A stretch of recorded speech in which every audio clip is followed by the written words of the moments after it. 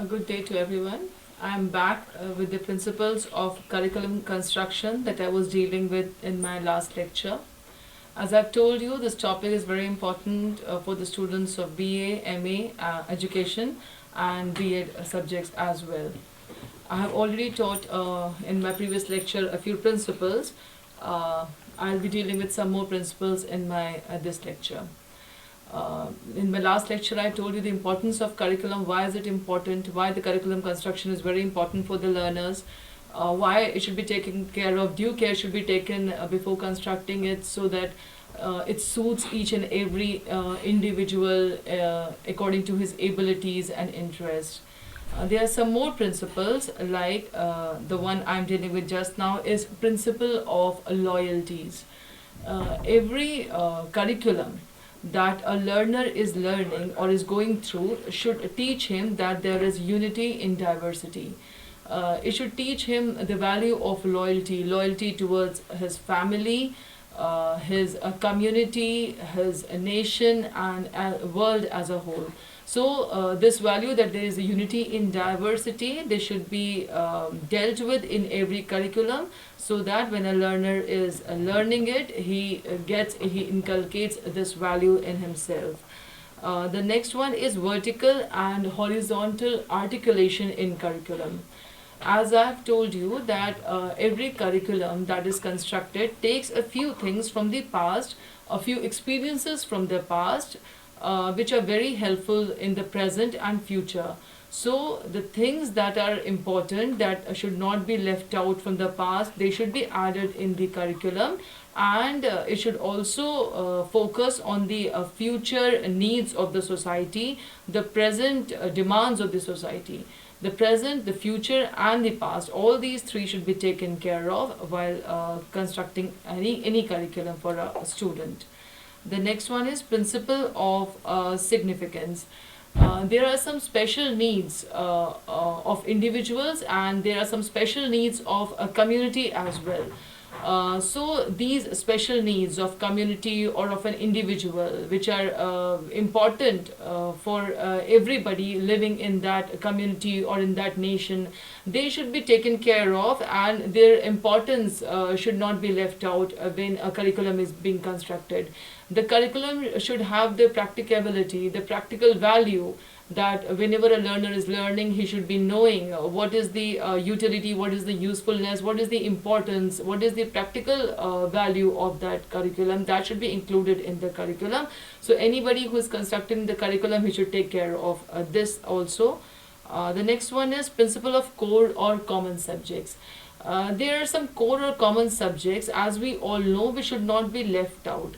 Some common subjects that every individual should go through, should learn at a particular age or at a particular stage of the life of any student. He should be competent with a few core subjects, and this should be seen that whenever a curriculum for a particular age or stage of an individual is being made, the subjects that he should be knowing, the practical value, the knowledge, the skill, the values in all its sense, whatever a subject should tell a learner, that should be included in that curriculum so that the core subjects that should be known by the learner of that age should be made available to him.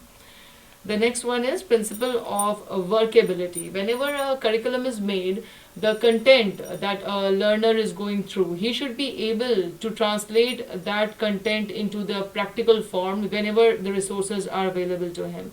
So a curriculum should have the theoretical value and the practical value also, and and a learner who is learning it should be able to translate it, or should be able to use that theoretical knowledge whenever in life he comes across such situations, or whenever he comes across such resources. He should be able to use that knowledge so that that can be beneficial to him and to everybody else, also to the society as well. The next one is principle of authenticity. This is very important. Whatever a learner is learning, it should be very objective and very authentic. All the knowledge that is authentic should be kept in the curriculum so that the learner learns the true things, the true knowledge that he should get actually. The next one is principle of self-sufficiency or all-round development.